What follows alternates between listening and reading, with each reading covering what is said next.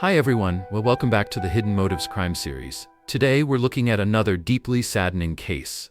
On September 22, 2023, the remains of Suzanne Morphew were discovered, 3 years after she vanished on May 10, 2020.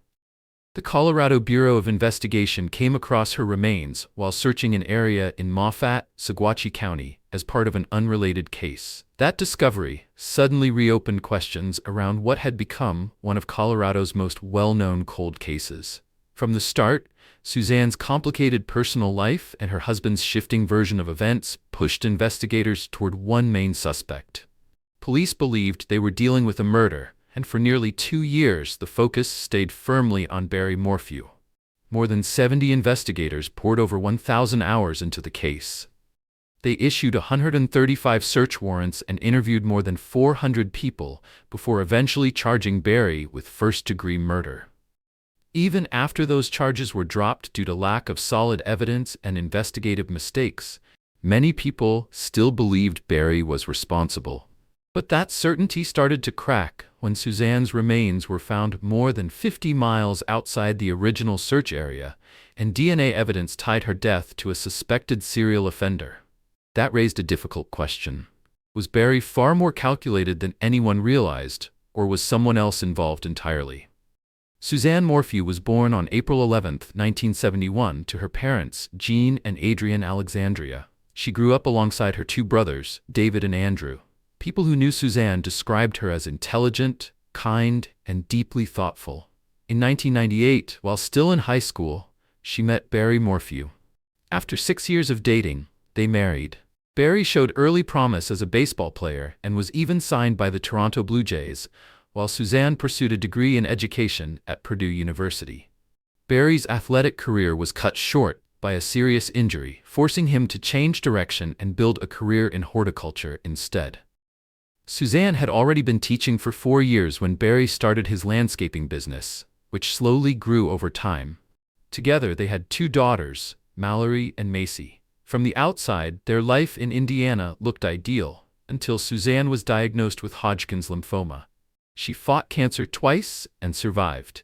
In 2018, the family moved to Maysville, Colorado, hoping for a fresh start and to be closer to Mallory, who was attending Western State University. They settled on a 7-acre property where Barry could hunt. He continued working as a contractor and even volunteered as a firefighter. Suzanne stepped away from teaching, became more involved with her church, and started focusing on fitness. Mountain biking was one of the newer hobbies she had taken up. To anyone looking in, the Morphews seemed like a close, successful family. But behind the scenes, there were problems that would only come into focus after Suzanne disappeared. Mother's Day, May 10, 2020, didn't unfold the way most families would expect. Barry and the girls were out of the house, leaving Suzanne home alone. Barry said he had a landscaping job in Broomfield, about 3 hours away by car. Mallory and Macy went on a camping trip. The plan was for everyone to return later that day and celebrate together. That never happened. That evening, the girls texted their mother to wish her a happy Mother's Day. There was no response. That immediately felt off. Suzanne was active on social media, and they were expecting photos from her best friend's daughter's wedding. They knew she would have been on her phone. After hours passed with no reply, Mallory and Macy contacted their neighbor, Martin Ritter, and his wife, asking them to check on Suzanne. Mrs. Ritter went to the Morphew house sometime between 4 and 4:30 p.m. The house was empty. She called Barry to explain what she'd found. He told her to check for Suzanne's mountain bike and said that if it wasn't there, she should call the police. That's exactly what she did. When officers arrived at the Morphew home, Barry and his daughters rushed back, desperate for answers. A few hours into the search, investigators found their first real lead. And it changed everything. 2 deputies located Suzanne's mountain bike at the bottom of a steep ravine not far from the Morphew home. At first glance, it suggested she may have crashed. But when they looked closer, the scene didn't add up. There were no skid marks, no damage to the bike, no blood, and no disturbed vegetation, despite the steep drop. Investigators public is quickly now seeing it concluded for the the bike first had time. likely been placed there. Barry When arrived Barry back was to told about Salida the after discovery, driving home from his Broomfield. reaction raised He wants to eyebrows. see He Suzanne's suggested Suzanne may have been attacked by a mountain lion. That explanation became the first of several He unusual asks if it claims was he a would crash, make as or if a investigators mountain lion searched may have for his gotten wife. her. People close to the case found Barry's behavior troubling. In a secretly recorded conversation with YouTuber Tyson Draper, Barry expanded on his mountain lion theory. He also didn't take part in search efforts organized by Suzanne's brother, Andrew, who openly questioned Barry's version of events and believed Suzanne may have disappeared the day before Mother's Day. Suspicion grew when Suzanne's helmet was found about a mile from the house, directly along the route Barry's truck data showed he had taken that morning. Investigators might have brushed it off if that route hadn't been the opposite direction of the Broomfield job site Barry claimed he was heading to. During his initial interview with police, Barry said he woke up to his alarm around 4:30 a.m. and immediately left for Broomfield. But data from his Ford F-350 told a different story. Instead of heading straight out, his truck traveled about a mile west first, before continuing on. When investigators confronted him with that information, Barry offered an explanation. He said he'd been out earlier that morning scouting elk, trying to see which direction they were moving so he could track them later. Investigators didn't find that convincing. Barry was known to tranquilize elk and remove their antlers to sell, but there was a problem with his timeline. If he was just waking up at 4:30 a.m., how could he have already been watching elk? When police pointed this out, Barry changed his story, saying he hadn't actually set his alarm and had gotten up on his own. When asked directly about the day Suzanne disappeared, Barry described it as one of the best days they'd had together in a long time. He said he worked with a coworker in Salida that morning, came home early, went on a hike with Suzanne, and later the two grilled steak and were intimate. According to him, they went to bed together that night, and he suggested it might have been the last time they were together. But by that point, investigators had learned to be cautious with Barry's version of events. As police dug deeper, they discovered that much of what Barry claimed about that night didn't line up with the evidence. When investigators reviewed his phone and vehicle data from May 9, 2020, they saw clear inconsistencies. Barry and Suzanne had spent time together that afternoon and evening, but the details didn't match his account. Between 2:42 and 2:44 p.m., Barry's phone showed unusual movement around the property. When questioned about it, he said he was likely outside hunting chipmunks with tranquilizers. Then at 2:47 p.m., he put his phone into airplane mode, where it stayed until 10:17 that night. Even the dinner he described began to fall apart under scrutiny. Investigators found only one dirty plate, not two. Later that night, the data raised even more questions. Around 9:30 p.m., roughly an hour after Barry claimed he had gone to bed with Suzanne, his truck backed up 96 feet from the driveway. Investigators theorized that, if Barry were responsible, this could have been when he loaded her body into the vehicle. Then, between 3:25 and 3:48 a.m., records showed the truck doors opening and closing more than 80 times. While none of this proved guilt on its own, it suggested Barry wasn't telling police everything, and it pushed investigators to focus more closely on what happened next. Interviews with Barry's coworkers revealed another problem. He wasn't actually supposed to be in Broomfield that day. The job he referenced wasn't scheduled to begin for another week, meaning there was no work site to check. Barry said he spent his time at the Holiday Inn, briefly visited the job location, stopped at a store to buy granola and water, and went to McDonald's to clean his windshield. Surveillance footage told a different story.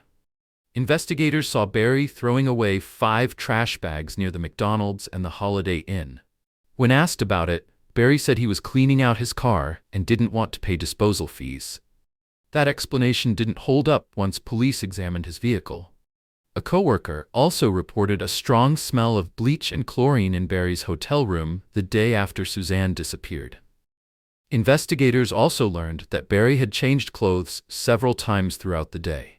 Despite all of this, investigators still hadn't identified a clear motive until they began looking closely at Suzanne, and Barry's personal life. One of their daughters confirmed that the marriage wasn't nearly as happy as Barry claimed. Text messages recovered from Suzanne's phone made that clear. The relationship was deeply strained. Suzanne wrote about her unhappiness, saying Barry refused to consider divorce. In the Notes app on her phone, she kept a list of grievances that suggested a pattern of physical abuse. She wrote that she was afraid to be alone in a room with him. She also expressed concern about his drinking, his repeated attempts to take her phone, and her suspicion that he was cheating on her. When police searched the Morphew home on May 20th, they found a spy pen Suzanne had purchased to record her husband. Ironically, it ended up capturing her affair instead. Suzanne had been involved with a man named Jeff, someone she had known since high school. The relationship reportedly lasted about a year and a half, starting in 2018. While Jeff initially seemed like a possible suspect, investigators were able to rule him out. Police believed Barry had discovered the affair, and a note Suzanne wrote just 2 days before she disappeared supported that theory. In it, she mentioned that Barry had accused her of having a boyfriend. The spy pen wasn't the only concerning discovery inside the house. Investigators also found a tranquilizer dart cap in the dryer, a spent bullet casing in the bedroom, a cracked doorframe, and what they believed were burned remains Suzanne's journal in the fireplace. Taken together, those findings, along with the vehicle and phone data, led investigators to believe Barry may have planned Suzanne's death and killed her sometime in the afternoon of May 9, 2020. Suzanne's phone activity seemed to support that timeline. After exchanging 53 messages with her boyfriend and sending him a selfie around 2:10 p.m., her phone was never used again. The public didn't learn that Barry was a suspect in his wife's disappearance until about 2 weeks later. That changed when police spent 2 days excavating a construction site in Salida, one of Barry's job sites. Shortly after, Barry released a strange video to the public, insisting he was innocent. He wasn't arrested until May 5, 2021, nearly a year after the investigation began. The case against Barry was largely circumstantial. Still, with his shifting stories, repeated lies, and what prosecutors believed was a clear motive, they seemed confident moving forward. Barry was charged with first-degree murder in the death of his wife, along with tampering with physical evidence, possession of a dangerous weapon, and attempting to influence a public servant. As if that weren't enough, Barry later faced another charge, this one unrelated to the murder. Investigators accused him of submitting a fraudulent election ballot in Suzanne's name. Barry claimed he didn't realize it was wrong and said he thought Trump could use the extra vote. He eventually pleaded guilty and paid a $600 fine.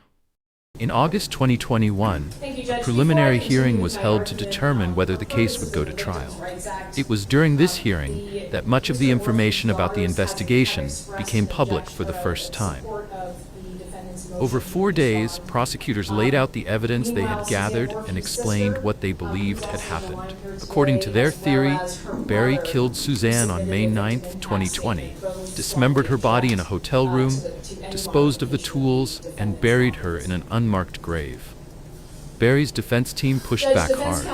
They pointed out that cadaver dogs found no trace of human remains in Barry's truck or in the hotel room where prosecutors claimed Suzanne's body had been taken. They also suggested that the dart gun evidence may have been planted. Photos of the dryer raised additional questions. One image showed a dart cap inside, while another showed it missing. On top of that, the defense argued that Barry couldn't have used the dart gun at all, since it was broken at the time. But the most damaging issue for the prosecution came from DNA evidence. Investigators had found partial DNA in Suzanne's Range Rover and on her bike helmet, and none of it matched Barry. What made this especially significant was that the same DNA profile matched evidence from 3 unsolved sexual assault cases in Chicago and Arizona. That discovery alone raised serious questions about whether someone else could be responsible. So why hadn't this been addressed sooner? The CBI investigator who collected the DNA went on military leave before he could follow up on the lead. Even worse, the defense was never informed that these DNA matches existed. They learned about it for the first time during the hearing. meaning the prosecution had withheld evidence that could have helped Barry's case. Throughout the hearing, the defense argued that the presence of another possible suspect, someone with a criminal history, made it impossible to prove Barry's guilt beyond a reasonable doubt. They asked the judge to rule quickly, but he delayed his decision, citing the massive amount of time and resources already invested in the case. In the judge's words, this case could go either way in front of the jury. As a result, Murphy set bond at $500,000 cash, but ordered Barry walked out of county jail on September 20, 2021, alongside his daughters, just 9 days before the trial was scheduled to begin. Then, the prosecution made a surprising move. They filed a motion to dismiss all charges against Barry without prejudice. This meant the case could be reopened later if new evidence emerged. Without a body, with serious questions about reasonable doubt, and with documented prosecutorial misconduct, winning the case would have been difficult. Prosecutors had also missed multiple deadlines, resulting in sanctions that barred 14 key witnesses from testifying. When news of the dismissal broke, it shocked many. Barry was seen leaving the courthouse smiling, flanked by his 2 daughters. 2 years later, on September 22, 2023, investigators uncovered several shallow graves in Moffett, Colorado.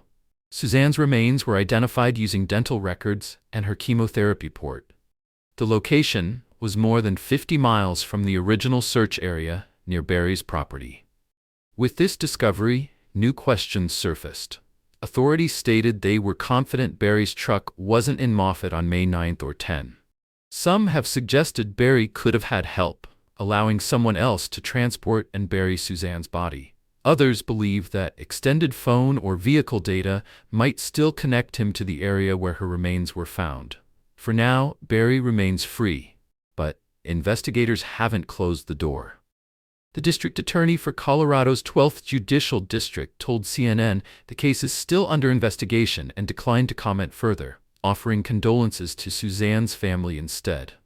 Barry's attorney, Iris Eiton, has spoken publicly since the recovery of Suzanne's remains. She has suggested that Suzanne may have been a victim of a serial offender, noting that her body was found in what some have described as a boneyard.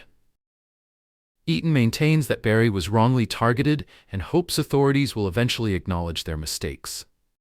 Meanwhile, Barry has filed a $15 million lawsuit against prosecutors, sheriff's offices, and multiple investigators, claiming he was wrongfully charged in the disappearance and death of his wife. If you found this story meaningful, join our community by subscribing and turning on notifications. Every subscriber helps us continue sharing stories that matter.